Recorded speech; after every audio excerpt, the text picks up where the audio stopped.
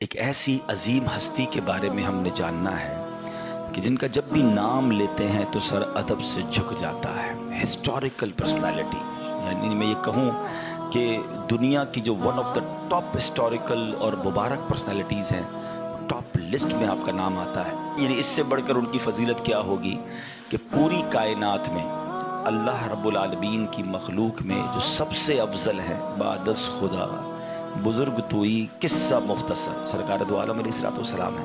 آپ وجہ تخلیق کائنات ہیں، مگر نبی پاک علیہ الصلوۃ والسلام کے بعد اگر کائنات میں کوئی سب سے زیادہ افضل ہے تو وہ حضرت ابراہیم علی نبینا علیہ الصلوۃ والسلام ہے.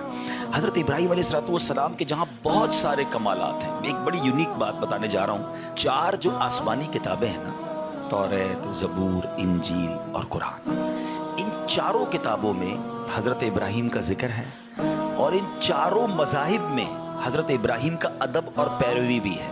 یہ بڑی کمال کی بات ہے کہ ہی از ایکسیپٹیبل ان all 4، ہم کہہ سکتے ہیں کہ جو آسمانی کتابیں ہیں اور ان آسمانی مذاہب میں، ان سب میں ان کی بڑی عزت ہے اور ان کا یہ بڑا مقام ہے.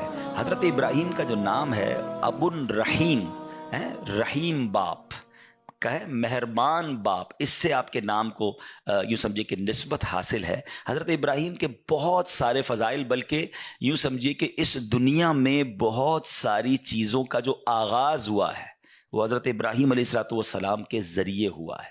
آپ ابو الانبیاء بھی کہلاتے ہیں، یعنی آپ جو ہے اپنے بعد آنے والے تمام نبیوں کے والد ہیں. یعنی آپ کے بعد جتنے بھی نبی اس دنیا میں آئے سب کے والد آپ ہیں، وہ آپ ہی کی نسل سے آئے. اور آپ نے کعبے کی تعمیر کے بعد یہ دعا بھی کی تھی کہ اللہ میری نسل میں، میری اولاد میں وہ نبی عطا فرما جو آخری نبی ہیں. تو سبحان اللہ، باقی انبیاء بھی اور خود سرکار دو عالم علیہ الصلوۃ والسلام بھی حضرت ابراہیم کی اولاد میں سے ہیں. اچھا، ایک بڑی اور خوبصورت بات جو شاید لوگوں کو نہیں پتا، کہ سرکار دو عالم علیہ الصلوۃ والسلام سے شکل میں مشابہت، یعنی نبی پاک سے چہرہ انور میں سملیرٹی جو ہے، تمام نبیوں میں سب سے زیادہ حضرت ابراہیم علیہ الصلوۃ والسلام میں.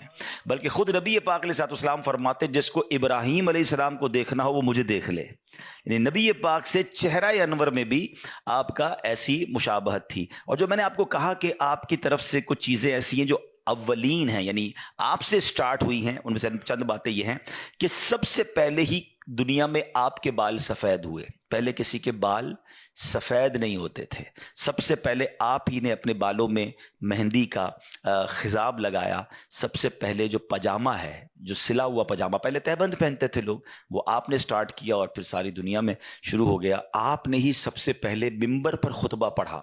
سب سے پہلے آپ نے راہ خدا میں جہاد کیا. سب سے پہلے مہمان نوازی کی جو رسم ہے وہ آپ نے شروع کی. بلکہ مہمان نوازی کا عالم تو یہ تھا کہ آپ روزانہ جب تک کھانا نہیں کھاتے تھے جب تک آپ کے دسترخوان پر کوئی گیسٹ نہیں ہوتا تھا.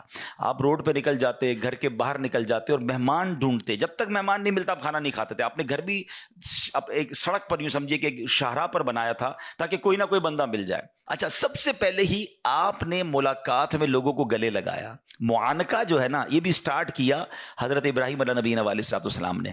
سب سے پہلے ہی آپ نے ثرید، یہ قسم کا کھانا ہے روٹی اور شوربے کو ملا کر بنانے والا، یہ ثرید بھی حضرت ابراہیم علیہ نبینا علیہ الصلوۃ والسلام سے منسوب ہے.